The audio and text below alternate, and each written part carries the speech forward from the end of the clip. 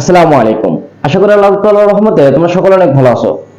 যাদের 2024 শিক্ষাবর্ষের গুচ্ছ অধিভুক্ত বিশ্ববিদ্যালয়ে এখনো মেরিটে সাবজেক্ট আসেনি, তাদের বর্তমানে করণীয় কি এবং কাদের সাবজেক্ট আসার সম্ভাবনা আছে এবং কাদের নেই, ইনশাআল্লাহ এই ভিডিওটা আমি বলে দেব।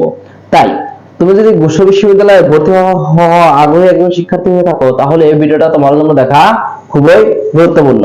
তাহলে চলো আমরা জেনে আসি যে প্রথম মেরিটে কতজন স্টুডেন্ট চান্স পেল এবং কত মেরিট পর্যন্ত সাবজেক্ট পেয়েছে।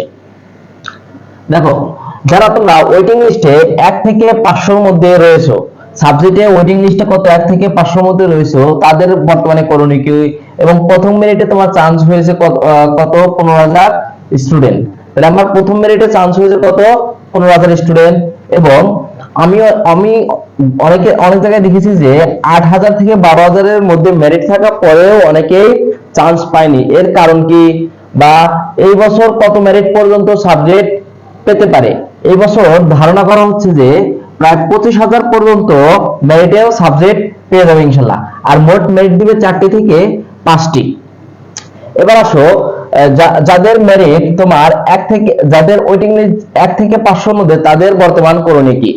যাদের ওয়েটিং 1 থেকে 500 এর মধ্যে আছে, আশা করা যায় 1 থেকে 500 এর মধ্যে যারা আছে তারা ইজিলি চান্স পেয়ে যাবে ইনশাআল্লাহ। এবং প্রথম মেরিটে তোমার চান্স পেয়েছে মোট কত 15,000 স্টুডেন্ট। আমি গ্রুপে অনেক জায়গায় দেখেছি যে 8 থেকে 12,000 এর মধ্যে অনেকের মেরিট আছে, কিন্তু তারপরে তারা প্রথম মেরিটে কোনো ইউনিভার্সিটিতে সাবজেক্ট পায় না। এর কারণ কি? এর কারণ হচ্ছে যে অনেকেই আছে যে ভালো মেরিট থাকার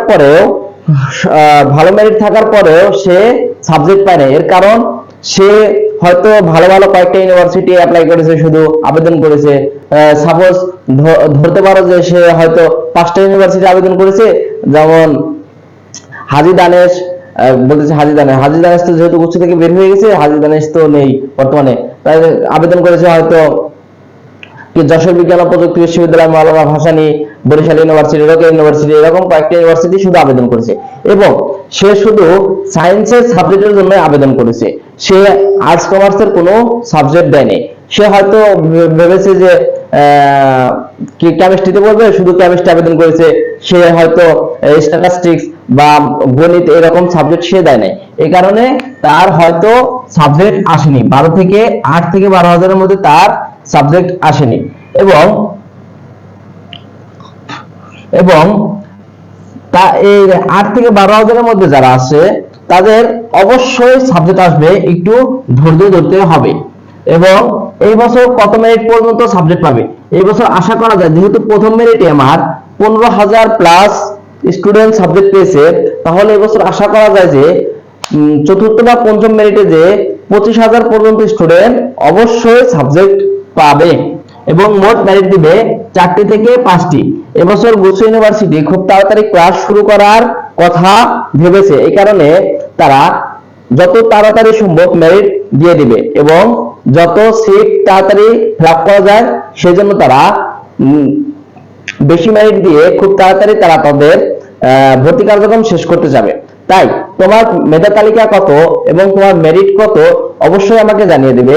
এবং গুচ্ছ এবং অন্যান্য ইউনিভার্সিটির সকল ইনফরমেশন ইনশাআল্লাহ ইডুম্যাজিশিয়ান ইউটিউব চ্যানেলে পেয়ে যাবে।